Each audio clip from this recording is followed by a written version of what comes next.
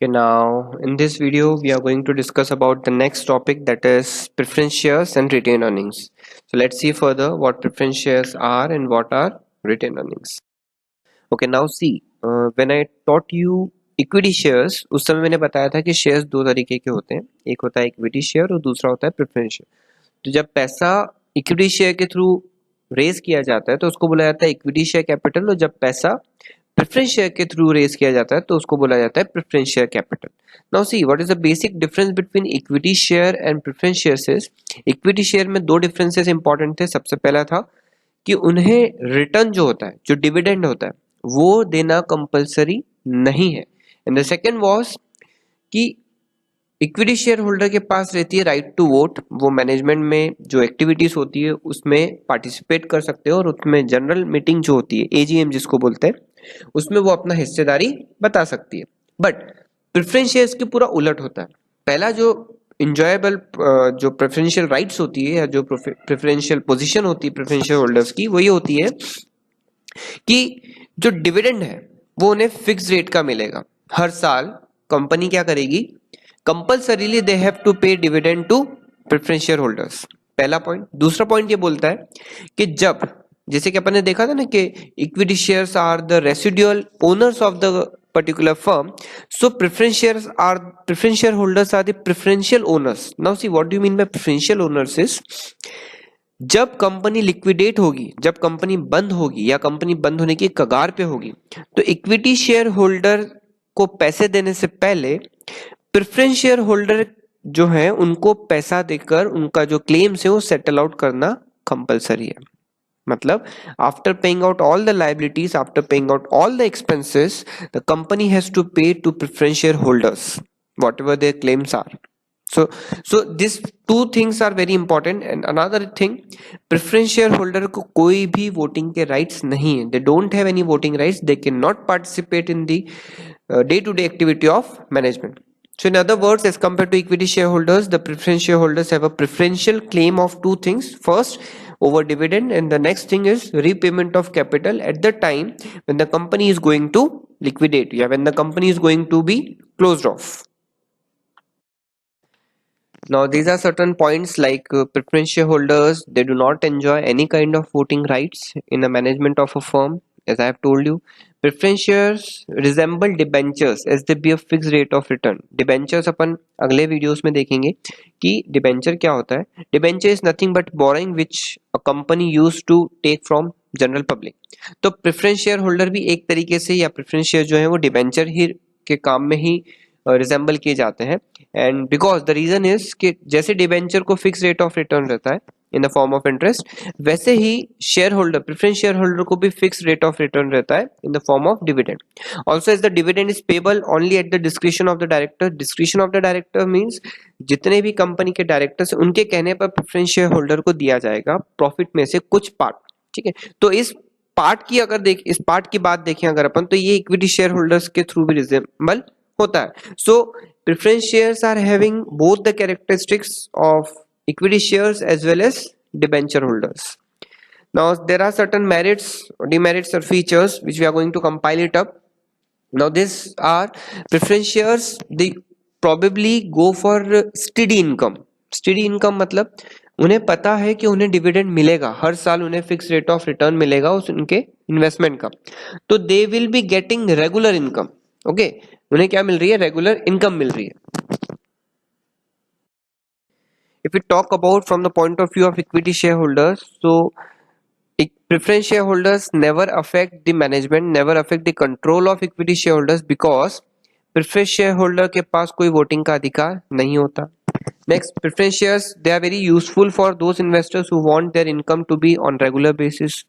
Then preference shares holders जो रहते हैं उनका जो पेमेंट, जो उनको पेमेंट जो मिलता है on the basis of fix rate on dividend, they may be enable to company to declare higher rates. जब कंपनी गुड प्रॉफिट कमा रही होगी, जब कंपनी रिटर्न जो है कंपनी के पास ज्यादा आ रहे होंगे, उसकी कंपनी की लेट्स से अर्निंग्स ज्यादा आ रही होगी, तो उस केस में जो डिविडेंड का पेमेंट है वो उनको हायर रेट पे भी मिल सकता है।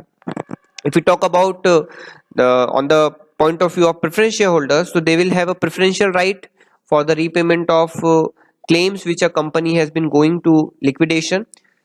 Then preference share does not create any sort of charge. ये तो दोनों में रहेगा, इक्विटी शेयर होल्डर में भी रहेगा और प्रेफरेंस शेयर होल्डर में भी रहेगा कि वो एसेट को as a kind of mortgage, as a kind of security के तौर पे नहीं मांगते हैं. They just go for investing the capital. Now see, there are certain different types of preference shares. Before moving to preference share holders की कुछ limitations भी होती है. पहले लिमिटेशन ये कि जो प्रेफरेंस शेयर होल्डर होते हैं अगर वो इन्वेस्ट करना चाहते हैं हायर रिटर्न्स के लिए तो they have to take certain amount of risk. तो ऐसे होल्डर्स, ऐसे शेयर होल्डर्स जो रिस्क ना लेना चाहें वो प्रेफरेंस शेयर होल्डर्स में इन्वेस्ट कर सकते हैं. देन प्रेफरेंस शेयर होल्डर्स जो होते हैं वो कंपनी का जो कंट्रोल है वो कहीं ना कहीं डाइल्यूट करते हैं. देन क्यों, उसका रीजन ये है कि जब एंड होगा कंपनी का, जब कंपनी लिक्विडेट होगी तो उस केस में एसेट्स के ऊपर पहला अधिकार जो आएगा वो प्रेफरेंस शेयर होल्डर्स का आएगा. देन कहीं ना कहीं जो रेट ऑफ इंटरेस्ट होता है डिबेंचर होल्डिंग का, उससे रेट ऑफ डिविडेंड हायर होता है प्रेफरेंस शेयर होल्डर. तो इस केस में कंपनी को नुकसान भी हो सकता है. So these were certain certain limitations. अच्छा, अब बात करते हैं different types of preference share holders की. तो पहला ये है cumulative shares and non-cumulative preference shares. Now see, the preference shares which enjoy the right to accumulate unpaid dividends in the future years. इसको समझते हैं. Cumulative का मतलब ये है कि let's say 2018-2019 में कंपनी ने प्रेफरेंस शेयर होल्डर्स को डिविडेंड नहीं दिया. क्या हुआ? डिविडेंड नहीं दिया. तो 2020 में कंपनी के पास बहुत सारा प्रॉफिट आया. ठीक है, कंपनी ने क्या किया, उस 2018 और 2019 दोनों का कंपाइल अप डिविडेंड 2020 में 20 के डिविडेंड के साथ पे आउट किया. तो उसको बोला जाता है cumulative. Clear? So non cumulative क्या होता है? The dividend is not accumulated if it is not paid in a particular year. मतलब कि पिछले साल का डिविडेंड जो है उसको हो सकता है ना मिले क्योंकि लॉस हो गया हो. तो क्यूमुलेटिव में एक साथ मिलेगा पेमेंट, नॉन क्यूमुलेटिव में एक साथ नहीं मिलेगा. Next, participating and non-participating. Now see, preference shares which have a right to participate in surplus of a company shares after dividend at a certain rate has to be paid, which will be called as participating preference shares. जैसे कि इसको समझते हैं, profit होता है 2020 में आपका 1 लाख रुपए और प्रेफरेंस शेयर होल्डर के लिए कंपनी ने बचा के रखा है कि हम अगर 1 लाख का प्रॉफिट होता है तो हम लेट्स से 50,000 का शेयर्स देंगे, सॉरी 50,000 का आपको डिविडेंड पे करेंगे. बट उसी साल में कंपनी को प्रॉफिट हो जाता है लेट्स से 1,50,000 का. तो कंपनी क्या करेगी, 50,000 का प्रेफरेंस शेयर को डिविडेंड तो देगी ही देगी और जो एक्स्ट्रा प्रॉफिट जो 50,000 का उसको हुआ है उस एक्स्ट्रा प्रॉफिट में से भी कंपनी उन डिविडेंड होल्डर्स को पेमेंट करेगी. सो पार्टिसिपेटिंग मतलब एक्स्ट्रा जो सरप्लस आया प्रॉफिट में, 1 लाख से ऊपर का जो सरप्लस आया था उसमें भी पार्टिसिपेट करेंगे प्रेफरेंस शेयर होल्डर्स.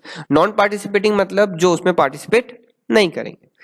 नेक्स्ट होता है convertible and non convertible. Convertible का मतलब किसी दूसरी फॉर्म में कन्वर्ट कर दिया जाए. तो प्रेफरेंस शेयर होल्डर्स या preference shares that can be converted into equity shares within a specified period of time are called as convertible preference shares. On the other hand, the shares which cannot be convertible in equity shares will be called as non-convertible shares. Simple. तो जिन preference shares को equity shares के form में convert करने का मौका अगर company देती है तो वो convertible preference shares होंगे और जिनको नहीं देती है तो वो non-convertible preference shares कहलाएंगे.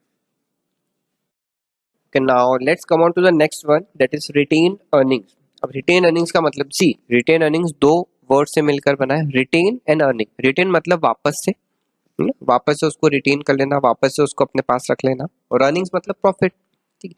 सो at times what companies used to do, the companies never invest all of the profit or never give या distribute all of the earnings or profit to different sectors या different stakeholder. So company क्या करती है, company profit में से सबको देने के बाद कंपनी सोचती है कि मैं इक्विटी शेयर होल्डर को डिविडेंड ना दूं. ठीक है. तो वो जो पैसा बचा हुआ है जो कंपनी वापस से बिजनेस में लगाएगी उसको बोला जाता है रिटेन अर्निंग्स. फिर से समझो, कंपनी के पास पैसा आया, प्रॉफिट आया 1 लाख का. अब कंपनी को इस प्रॉफिट में से क्या क्या करना है, कंपनी को इसमें से इंटरेस्ट देना है, दे दिया. कंपनी को इसमें से 10,000 का इंटरेस्ट दिया तो 90,000 बचे. फिर कंपनी को उसमें से टैक्स पे करना है 30,000 के, वो भी दे दिए, तो कंपनी के पास बचते हैं 60,000। ठीक है, देन कंपनी ने सोचा कि अब 60,000 में से मैं प्रेफरेंस शेयर होल्डर्स को डिविडेंड दे देती हूँ, तो कंपनी ने प्रेफरेंस शेयर होल्डर को डिविडेंड दिया 10,000 का। तो कंपनी के पास एट लास्ट जो अर्निंग बची after paying out all the all the expenses, interest, rates, taxes, whatever is there, pay करने के बाद कंपनी के पास अर्निंग बची 50,000 की। अब कंपनी के पास दो ऑप्शन है, या तो कंपनी उस 50,000 को इक्विटी शेयर होल्डर को डिस्ट्रीब्यूट कर दे, या फिर कंपनी उस 50,000 को वापस से बिजनेस में लगा दे। तो अगर कंपनी उस 50,000 को वापस से बिजनेस में लगा रही है तो इसको बोला जाता है internal financing, and which is also called as retained earnings. मतलब अर्निंग्स आपने बाहर किसी को डिस्ट्रीब्यूट नहीं की, आपने वो अर्निंग वापस से बिजनेस में इन्वेस्ट कर दी, री इन्वेस्टेड। ठीक है, इसका एक और नाम दिया है, इसको बोला जाता है प्लविंग बैक ऑफ प्रॉफिट्स। प्लविंग बैक मतलब कंपनी ने प्रॉफिट्स को वापस, जैसे जैसे जो गेती होती है ना, यू हैव सीन फावड़ा एंड गेती, गेती एंड फावड़ा, तो वो क्या करता है, पीछे खींचता है प्रॉफिट्स को, प्रॉफिट्स को नहीं, किसी भी मिट्टी को। तो वैसे ही कंपनी उस प्रॉफिट को क्या कर रही है, कंपनी के अंदर वापस प्लव बैक कर रही है। So it depends on many factors. The first one is profit ज्यादा हो रहा है, डिविडेंड पॉलिसी कैसी है कंपनी की, लाइफ कैसी है, कितने समय तक कंपनी अपने बिजनेस को चलाना चाहती है। दिस आर सर्टेन फैक्टर्स जिसके ऊपर कंपनी बेस्ड रहती है। ओके, सो देखते हैं कि इसके क्या क्या इंपॉर्टेंट पॉइंट्स हैं। सबसे पहला तो ये कि रिटेन अर्निंग्स जो है वो एक परमानेंट सोर्स होता है, क्योंकि कंपनी, अच्छा यहाँ पर डाउट आता है कि परमानेंट सोर्स कैसे हुआ सर, किसी कंपनी को अगले साल अगर लॉस हो जाता है। सो सी, अगर लॉन्गर टर्म की बात करूं तो रिटेन अर्निंग्स तो उसके पास कहीं ना कहीं रहेगी ना। लॉस भी होता है तो कहीं ना कहीं से वो प्रॉफिट कमाएगा, किसी ना किसी सेक्टर से वो पैसा उठाकर कंपनी वापस री इन्वेस्ट करेगा। Second is it does not have any explicit cost in the form of interest, dividend और फ्लोटेशन। नाउ सी, पहले समझते हैं फ्लोटेशन कॉस्ट क्या होती है, एक बेसिक टर्म में देखते हैं। फ्लोटेशन कॉस्ट का मतलब है कि जब कंपनी शेयर्स को इशू करती है तो इशू करने पे उसको छोटे छोटे बहुत से एक्सपेंसेस लगते हैं, लाइक एडवर्टीजमेंट के, डॉक्यूमेंटेशन के, रजिस्ट्रेशन के। इन फीस का टोटल मिला के जो एक्सपेंस हुआ उसको बोलते हैं फ्लोटेशन कॉस्ट। ठीक है, तो शेयर्स को इशू करने की जो कॉस्ट है वो फ्लोटेशन कॉस्ट है। दूसरा, इंटरेस्ट किस पे दिया जाता है, डिबेंचर्स या लोन्स पे दिया जाता है। डिविडेंड शेयर होल्डर्स को दिया जाता है। तो रिटेन अर्निंग्स ही एकमात्र ऐसा सोर्स है जिसके ऊपर ना कोई इंटरेस्ट दिया जाता है, ना कोई डिविडेंड दिया जाता है, ना ही कोई फ्लोटेशन कॉस्ट लगती है। So it does not involve any of the external cost. Next, as the funds are generated internally there is a greater degree of operational freedom and flexibility. Now see, आपको पता है कि पैसा internally ही generate हो रहा है, company के अंदर ही लग रहा है, तो आपको बाहर पैसा लेकर जाने की जरूरत नहीं है। ठीक है, next, it enhances the capacity of business to absorb unexpected losses. आपके पास पैसा सरप्लस में पड़ा हुआ है, आपको लगा कि यहाँ पर लॉस हो रहा है, तो कंपनी ने क्या किया, उसको वो उस पैसे से उस लॉस को रिकवर कर लिया। ठीक है, it may lead to increase in the market price of the equity shares. Now see, इसके दो पहलू होते हैं। कभी कभी इक्विटी शेयर होल्डर्स ये सोचते हैं कि कंपनी तो हमें डिविडेंड दे ही नहीं रही है, so why we should invest in a particular shares, तो ये लूप होल हो जाएगा। ठीक है, और दूसरा जो पॉजिटिव पॉइंट ये है कि कंपनी अगर ग्रो करेगी तो ऑब्वियसली कंपनी की मार्केट प्राइस जो है शेयर्स की वो बढ़ेगी। ये जो लास्ट में एक जो पॉइंट दिया है कि excessive प्लविंग back may cause dissatisfaction among the share holders. अब शेयर होल्डर्स ने क्या सोचा कि यार कंपनी तो मुझे डिविडेंड दे ही नहीं रही है, मुझे रिटर्न तो मिल ही नहीं रहा है, सिर्फ कैपिटल गेन्स मिल रहा है, 10 रुपए का शेयर 12 रुपए हो रहा है, कंपनी की तरफ से क्या रिवॉर्ड मिला मुझे, कुछ भी नहीं। तो इसकी वजह से क्या होता है कि शेयर होल्डर्स अपने आप को ऐसा महसूस करते हैं कि नहीं यार, ये कंपनी अपने लिए काम नहीं कर रही है, डिससेटिस्फाई होते हैं वो। डिससेटिस्फेक्शन क्यों होता है, क्योंकि company is doing excessive प्लविंग back of profit. वो रिटेन अर्निंग्स वो हर साल शेयर होल्डर्स को ना देते हुए वो क्या कर रही है, बिजनेस में वापस पैसा लगा रही है। So due to this thing what happening is shareholders are getting detached from the company and they're taking out their money from the shares. So this will be very typical situation for a company. So ऐसी situation ना हो इसलिए company used to balance between return earnings and dividends. So I hope you all have got this. If you have any doubt you can comment in your chat section.